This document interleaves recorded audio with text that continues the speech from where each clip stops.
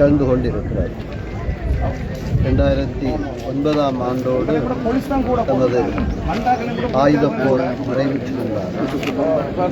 2010ஆம் ஆண்டிலே இந்த மண்ணிலே இருக்கக்கூடிய எங்களுடைய கத்தோலிக்க ஆலயங்களில் தற்போது எமது ஆயராக எமது குருமுதல்வராக இருந்த எமது ஆயர் ஜஸ்டின் ஞானப்பிரகாசம் அவருடைய தலைமையில் இராணுவத்தினுடைய அனுமதி இந்த இரு ஆலயங்களிலும் நாங்கள் திருவிழா திருப்பலியை ஒப்புக்கொடுக்கிறோம்.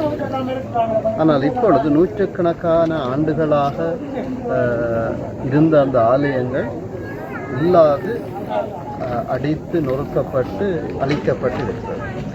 கல்லில்லாதபடி இந்த இராணுவத்தினர் 2010ஆம் ஆண்டுக்கு பின்பு அவற்றை நிறைவேற்றி இருக்கிறார். பல இந்து ஆலயங்கள் அதே நிலை வழங்கப்பட்டிருக்கிறது. நமது மண்ணை நாங்கள் பார்க்கிற பொழுது தெற்கு அரசியல் இராணுவ பௌத்த சிங்கள பேரினவாத இந்த அதிகாரங்களை தமக்கு உட்படுத்தி எமது மக்களுடைய காணியிலே அத்துமீறி இந்த ஆலயம் ஒன்றை பௌத்த ஆலயத்தை கட்டி இந்த பௌத்த மதத்துக்கு பெரிய இழுக்கை இந்த அரசியலாளர்களும் சிங்கள அரசியலாளர்களும் இராணுவத்தினரும் இணைந்து நிறைவேற்றி இருக்கிறார்கள். இது உண்மையிலேயே கண்டிக்கப்பட வேண்டிய ஒரு விடயம். மக்களுடைய காணியிலே அத்துமீறி கட்டப்பட்ட இந்த ஆலயம் என்பது ஒரு பௌத்தத்தினுடைய ஒரு இழிவின் அடையாளமாகத்தான் பார்க்கப்படுகிறது. இந்த ஆலயம் மக்களுடைய காணியில் அத்துமீறி கட்டப்பட்டால் சட்டத்தின் பிரகாரம் அது உடைக்கப்பட வேண்டும் என்பது உண்மையான விடயம்தான். அது மக்களுக்குரிய உரிமையும் கூட.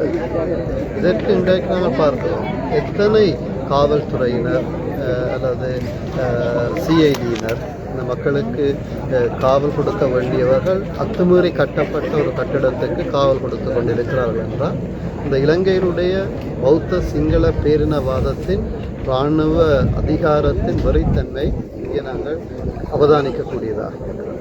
இது உண்மையிலேயே நாங்கள் கண்டிக்கக்கூடிய ஒரு விடயம்தான். இது இந்த இடத்தில் இருந்து இது அகற்றப்பட வேண்டியது உண்மைதான். நூற்றுக்கணக்கான ஆண்டுகளாக மது மக்கள் இந்த வழிவடக்கிலே 90ஆம் ஆண்டு வரையிலும் வழிபட்டு வந்த ஆலயங்களை இவர்களால் உடைக்க முடியுமாக இருந்தால் மிக சொற்ப நாட்களுக்கு கட்டப்பட்ட அல்லது இராணுவத்தினுடைய உதவியோடு மக்களுடைய காணியில் அத்துமீறி கட்டப்பட்ட இந்த பௌத்த ஆலயம் இருப்பதென்பது அவசியமற்ற ஒன்று என்றுதான் சிந்திக்கக்கூடிய அனைவரும் உணரக்கூடிய ஒரு விடயமாக இருக்கிறது. கட்டிய ஆலயத்தை உடைக்கலாமா? சட்டவிரோதமாக பிறருடைய காணியில் கட்டப்பட்டால் அது சட்ட ரீதியாக உடைக்கப்பட வேண்டும். சட்டத்தை பாதுகாக்குகிற படையினர் அதற்கு பாதுகாப்பு கொடுப்பது மனவருத்தத்திற்குரிய ஒரு விடயமாக இருக்கிறது, கண்டிக்க வேண்டிய ஒரு விடயமாக இருக்கிறது. இருந்தாலும் இது மக்கள் அனைவருடைய மனங்களிலும் எங்களுடைய தமிழ் அரசியல்வாதிகளும் எங்களுடைய பிரதேச தலைவர்களும் இதற்கு எதிராக நாங்கள் இன்னும் வலுவாக குரல் கொடுக்க வேண்டிய தேவையில் இருக்கிறோம். அவை எமது மண்ணிலே பிற மத ஸ்தலங்களை இராணுவத்தினருடைய உதவியோடு இலங்கை அரசு அளித்திருக்கிறது என்றால் இந்த ஆலயம் எங்களுக்கு தேவைதானா என்கிற ஒரு ஆழமான கேள்வி இருக்கிறது. பிற மத ஸ்தலங்களை இவர்களால் அளிக்கிறதுக்கு அந்த அதிகாரம் இருக்கிறது என்றால் இது எந்த அனுமதியுமின்றி சட்டவிரோதமாக பிறருடைய காணியில மக்களுடைய காணியில கட்டப்பட்டு 35 ஆண்டுகளுக்கு மேலாக இன்னும் மக்கள் வேறு வேறு காணிகளிலே வாழ்ந்து கொண்டிருக்கிற அந்த நிலை நிச்சயமாக மாற்றப்பட வேண்டும். இது சர்வதேச கவனத்துக்கு கொண்டு வர வேண்டும். இன்று எமது ஜனாதிபதி மக்களுடைய காணி மக்களுக்கு கொடுக்கப்பட வேண்டும் என்கிற பேச்சளவில் மட்டும் இருக்காமல் அது செயல் வடிவம் பெற வேண்டியது அவசியமாகும். ஆகவே இறுதி இந்த காணி துண்டு கிடைக்கும் வரையும் மக்கள் நிச்சயமாக போராடுவார்கள். அதற்காக மத தலைவர்களாக இருக்கக்கூடிய நாங்களும் பொது அமைப்புகளும் அரசியலாளர்களும் அந்த மக்களோடு நாங்கள் தொடர்ந்து இருப்போம். உண்மையிலே நம்முடைய சுவாமிகளை கூட அவர்கள் எவ்வாறு ஒரு மிருகத்தனமாக தாக்கினார்கள் என்பது நாங்கள் கண்கூடாக பார்த்திருக்கக்கூடிய ஒரு விஷயம். அது அவர்களுடைய சிங்கள பௌத்த இராணுவ அரசியல் அதிகாரத்தின் வெறித்தன்மையின் வெளிப்பாடாகத்தான் அது இருக்கிறது. சுவாமிகள் ஒரு ஆயுதத்தையோ அல்லது ஒரு வன்முறையான ஒரு காரியத்தையோ அங்கே நிகழ்த்தவில்லை, அதுக்கு பொறுப்பாகவும் இருக்கவில்லை. ஆனால் அவர் மேல் அந்த கட்டவிழ்த்து விடப்பட்ட ஒரு வன்முறை செயற்பாடு, அதுவும் எங்களுடைய போலீஸார் அதில் மும்மரமாக நின்றதை நாங்கள் பார்த்திருக்கிறோம். நிச்சயமாக கண்டிக்கப்பட வேண்டிய விடயம். அவர்களும் அந்த நீதியினும் அவர்களும் நிறுத்தப்பட வேண்டிய தேவையும் இருக்கிறது. ஆகவே இந்த இடத்துல இந்த மக்களோடு நாங்களும் இணைந்திருக்கிறோம்.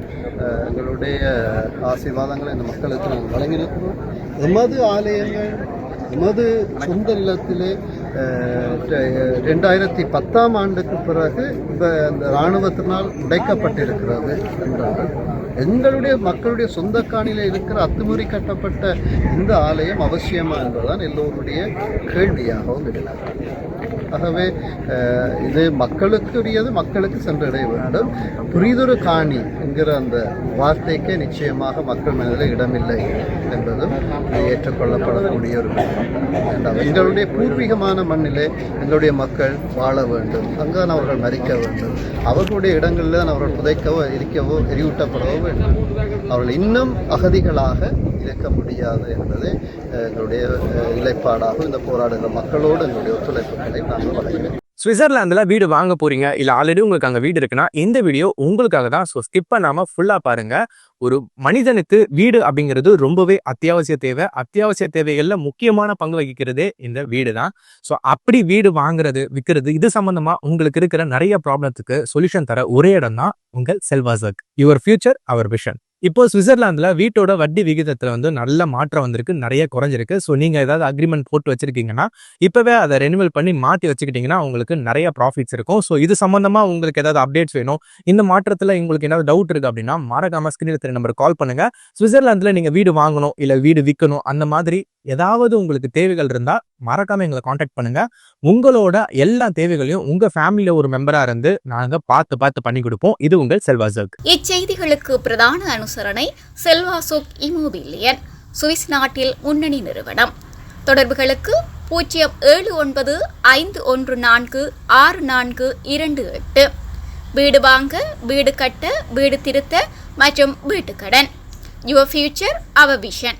இது போன்ற மேலும் பல முக்கிய சுவாரஸ்யமான செய்திகளை அறிந்து கொள்ள லங்காஃபோ யூடியூப் சேனலை சப்ஸ்கிரைப் பண்ணுங்கள்.